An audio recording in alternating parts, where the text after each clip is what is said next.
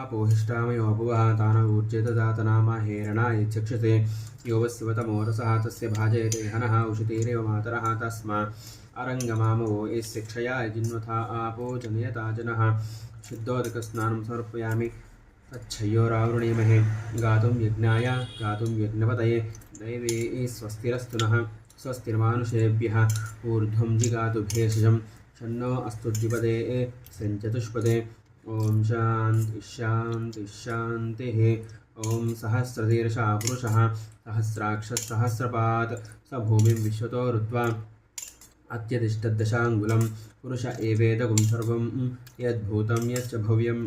उदामृतत्वस्येषानः इदन्नेनातिरोहति एतावानस्य महिमा अतो ज्यायागश्च पुरुषः पादो विश्वाभूतानि त्रिपादस्यामृतं दिवि त्रिपादूर्ध्वो दैत्पुरुषः पादो सेहा भवात् पुनः ततो विश्वन्यक्रामतो शासनानुशने अभि तस्माद्विराडजायत विराजो अधिपूरुषः स जातो अत्यर्चत पश्चाद्भूमिमतो पुरः यत्पुरुषेण हविषा देवा यज्ञमतन्वता सन्तो अस्यासीदाज्यं ग्रीष्मयुग्मशरद्दविः तप्तास्यासन्परिदयः सप्तसमितः कृताः देवा यद्यज्ञं तन्वानाः अबुद्धन् पुरुषं पशुं तय्यज्ञं बर्हिषि प्रोक्षण्णो पुरुषं जातमग्रतः तेन देवा अयजन्त साध्या ऋषयश्च ये तस्माद्यज्ञात् सर्वहुतः रजस्सामानि जज्ञिरे छन्दागुंसि जज्ञिरे तस्मात् यजुस्तस्मादजायत तस्मादस्वा अजायन्त एके चोभयादतः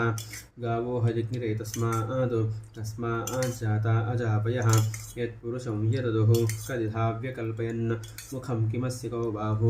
कावूरूपादा उच्येते ब्राह्मणोऽस्य मुखमासीत् बाहुराजन्यः कृतः ऊरू तदस्य अद्वैष्यः पद्भ्यागुं शूद्रो अजायत चन्द्रमा मनसो जातः चक्षो सूर्यो अजायत मुखादिन्द्रश्चाग्निश्च प्राणाद्वायुरजायत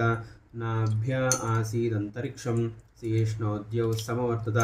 पद्भ्यां भूमिर्दिशस्रोत्रात् तथा लोकागुम् अकल्पयन् वेदाहमेतं पुरुषं महान्तम् आदित्यवर्णं तमसस्तु पारे सर्वाणि रूपाणि विचित्य धीरः नामानि कृत्वा बिभदन्निदास्ते धाता पुरस्ताद्यमुदा जिहार शक्रः प्रविद्वान् प्रतिदशसहस्रः तमेवं विद्वानमृत इह भवति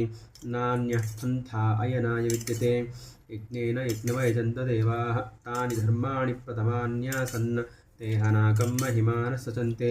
यत्र पूर्वे साध्याः सन्ति देवाः अद्भ्यः सम्भूतः पृथिवीरसात्